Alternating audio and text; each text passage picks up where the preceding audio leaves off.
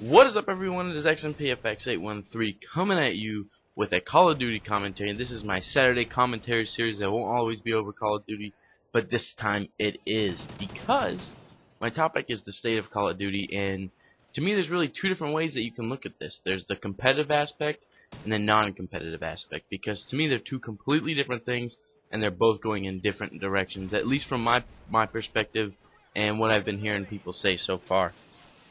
So I'm going to start with the competitive Call of Duty, because to me that's the one side of Call of Duty that's actually taken off and grown and doing better. So for competitive Call of Duty, I think it's still exploding. I mean, it's been getting huge. They have $1 million tournaments and stuff like that. So that's really bringing a lot of publicity to the sport itself. And like I said, it's continued to grow at just an outrageous rate. And along with the growth of it, competitive Call of Duty recently has become very entertaining with the personalities, I guess you could say, of the teams and the players on them themselves. You know, you got people that are like freaking out, raging, and stuff like that. And I mean, you even saw it when Scumpy left Optic. When Scumpy left Optic, everyone's roster changed. I think there was like maybe one or two teams who didn't have roster changes, but everyone was dropping people, picking people up, and I mean, Scumpy ended back up on Optic.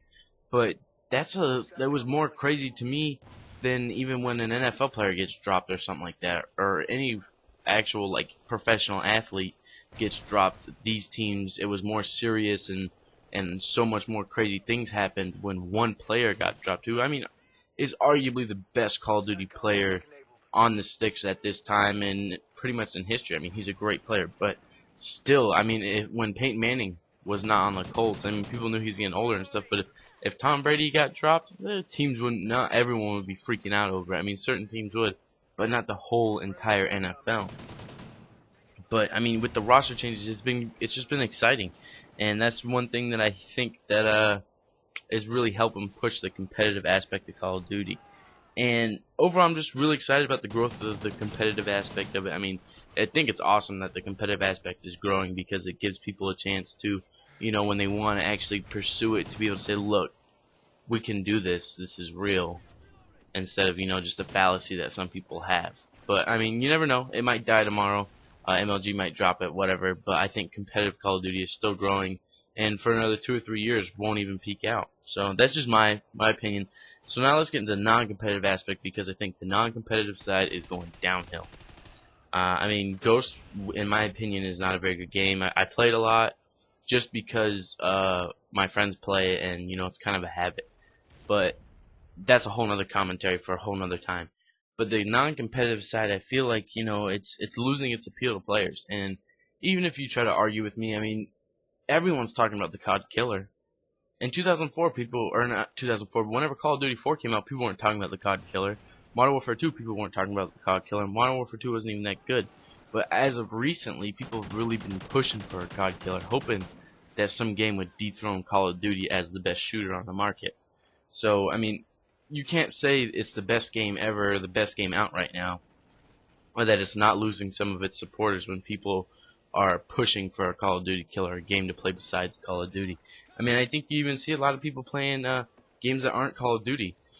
They're playing like Gary's Mod and computer games and Minecraft and stuff, just because, you know, people aren't that thrilled with Call of Duty anymore, except for, you know, even people like that, like myself, who follow competitive teams and stuff like that, but we don't play that much by ourselves, you know. So it just is what it is. I think, you know, people are itching for Titanfall and Destiny and stuff to dethrone Call of Duty. So I don't think you can say that people that are just casual players or non-professional players are, you know, happy with the game and not wanting it to go away, or at least get a different game to replace some of the time they would put into it.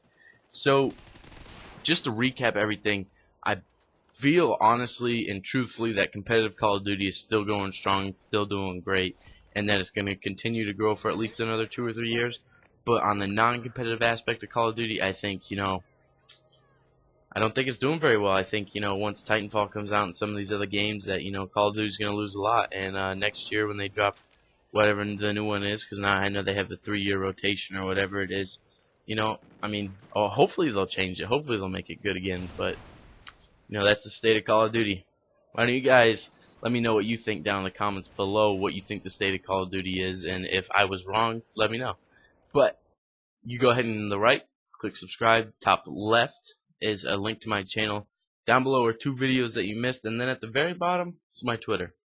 Hit it up, guys. Peace.